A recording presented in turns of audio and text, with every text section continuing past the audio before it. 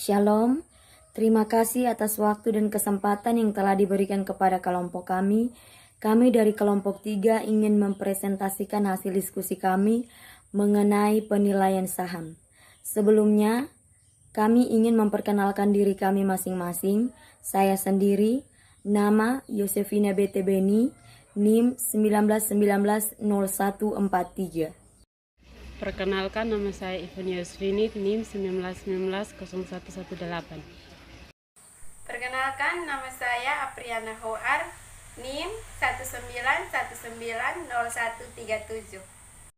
Perkenalkan, nama saya Maria Immaculata Nahak, NIM 19190122. Perkenalkan, nama saya Iste Awega Lekyama, NIM 19190366.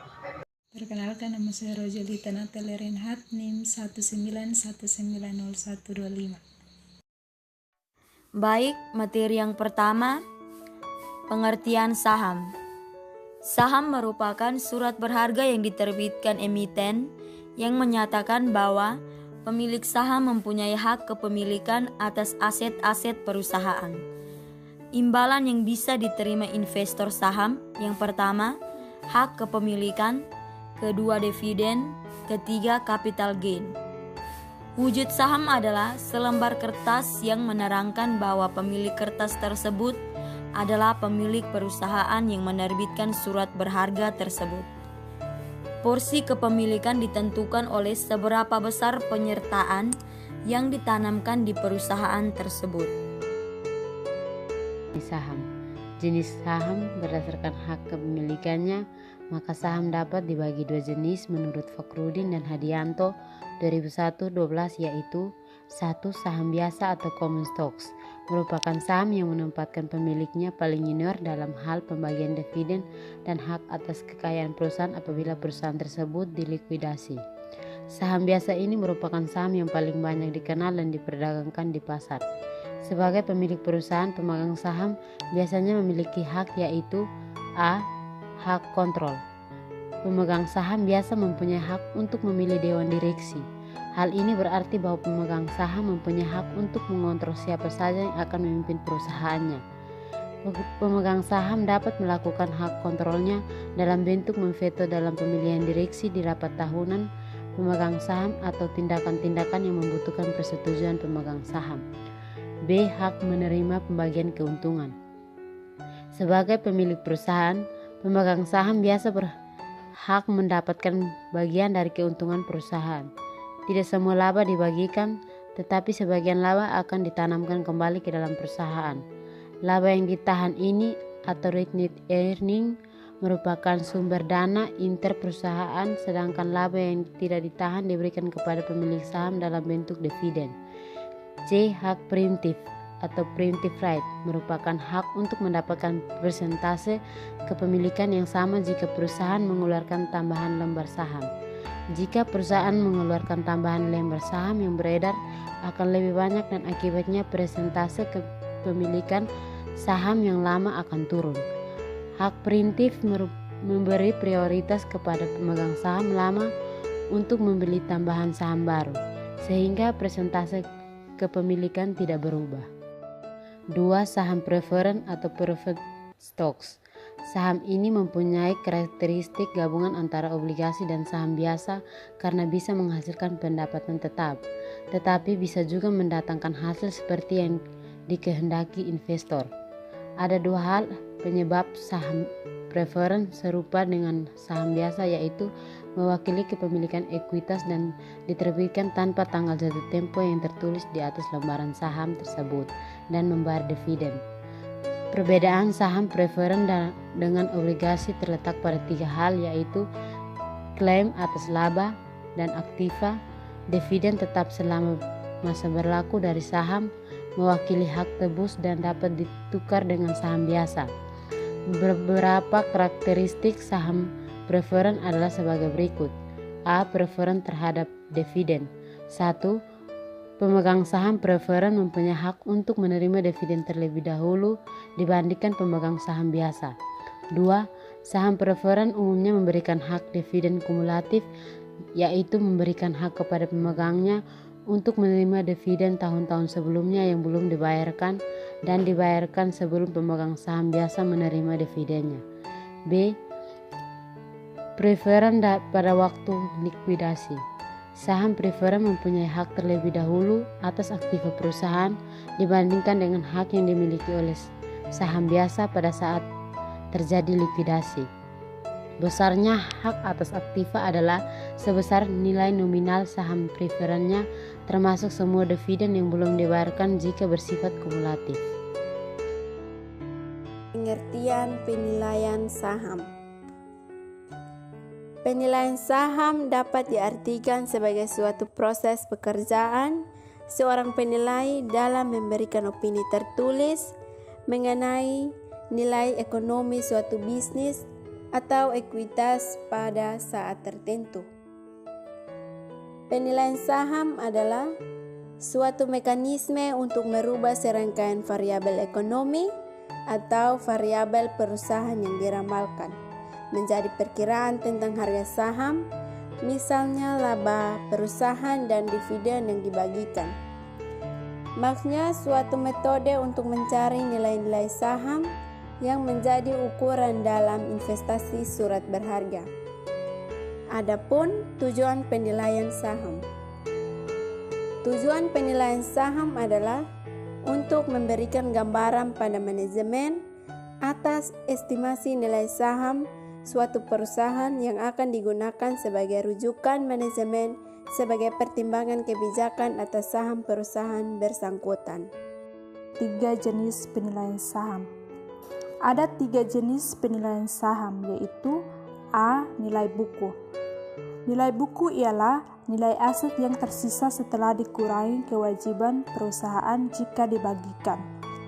Nilai buku hanya mencerminkan berapa besar jaminan atau berapa besar aktiva bersih untuk saham yang dimiliki investor. B. Nilai pasar. Nilai pasar merupakan harga yang dibentuk oleh permintaan dan penawaran saham di pasar modal atau disebut juga dengan harga pasar sekunder.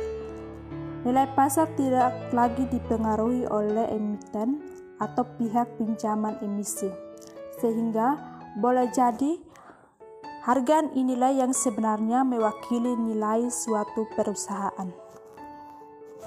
C. Nilai intrinsik.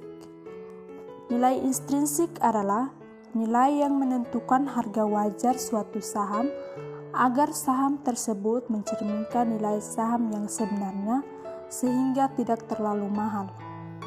Perhitungan nilai intrinsik adalah mencari nilai sekarang dari semua aliran kas di masa mendatang, baik yang berasal dari dividen maupun capital gain. Nilai intrinsik dan nilai pasar.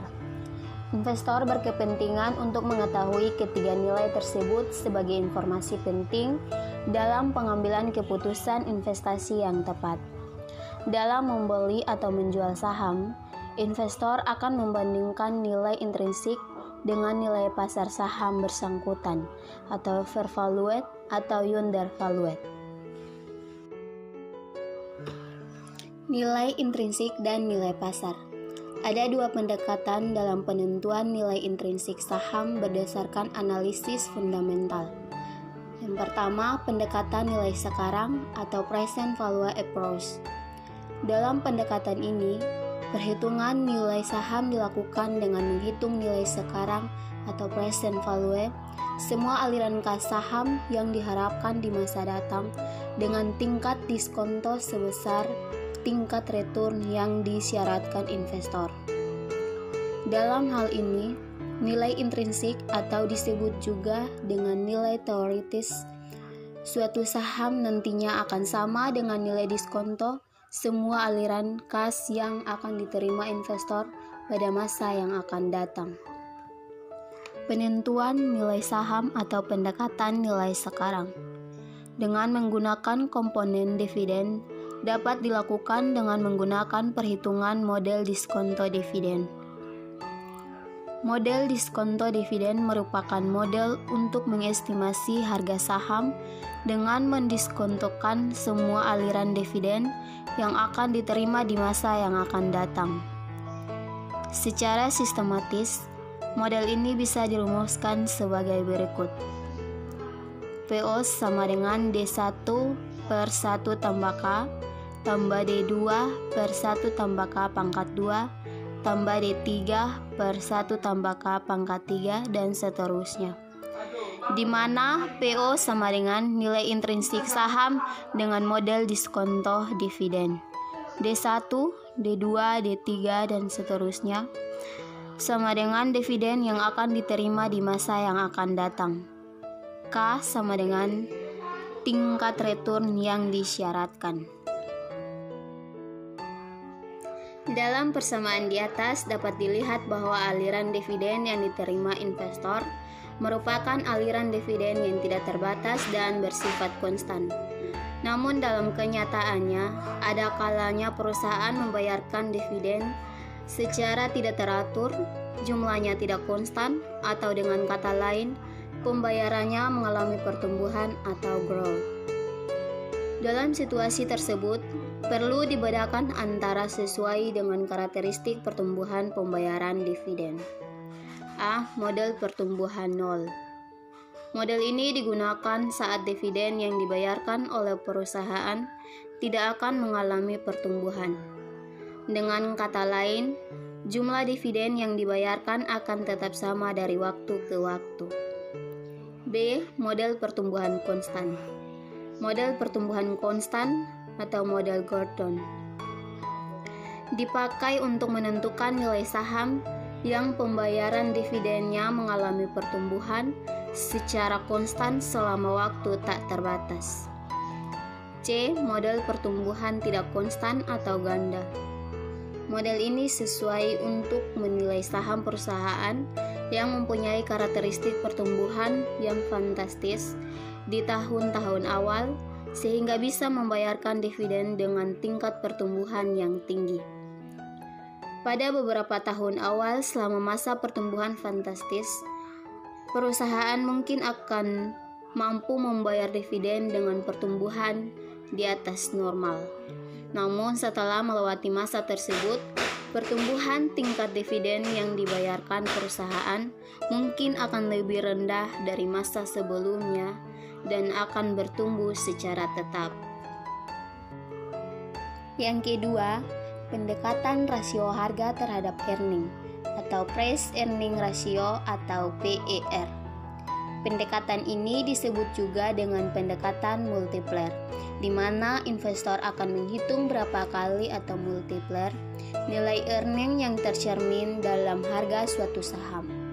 Dengan kata lain, PER menggambarkan rasio atau perbandingan antara harga saham terhadap earning perusahaan.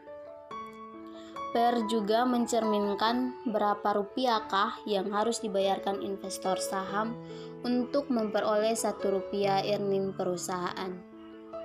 Pendekatan ini dapat dirumuskan sebagai berikut. PER sama dengan harga per lembar saham per earning per lembar saham, di mana earning per lembar sama dengan earning perusahaan per jumlah saham yang beredar. Pendekatan penilaian saham lainnya. A. Rasio harga atau nilai buku.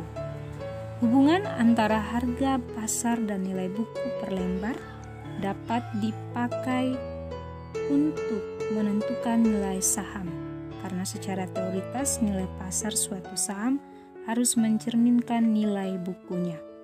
Rasio harga terhadap nilai buku banyak digunakan untuk menilai saham-saham sektor perbankan. Hasil penelitian menemukan bahwa saham-saham yang memiliki rasio harga atau nilai buku yang rendah akan menghasilkan return yang secara signifikan lebih tinggi dibanding saham-saham yang memiliki rasio harga atau nilai buku yang tinggi. B. Rasio harga atau aliran kas. Pendekatan ini mendasarkan diri pada aliran kas perusahaan, bukannya earning perusahaan. Dalam penilaian saham perusahaan, investor bisa menggunakan informasi rasio harga atau aliran kas ini sebagai pelengkap informasi karena data aliran kas perusahaan bisa memberikan pemahaman yang lebih mendalam bagi investor tentang perubahan nilai saham yang akan terjadi. C. Economic Value Added atau EVA. EVA digunakan untuk mengukur keberhasilan manajemen dalam meningkatkan nilai tambah value added bagi perusahaan.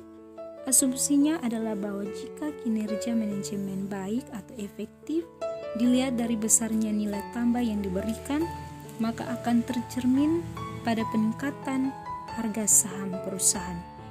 EVA dihitung dengan mengurangkan keuntungan operasi perusahaan dengan biaya modal perusahaan, baik untuk biaya hutang atau cost of debt maupun modal sendiri atau cost of equity.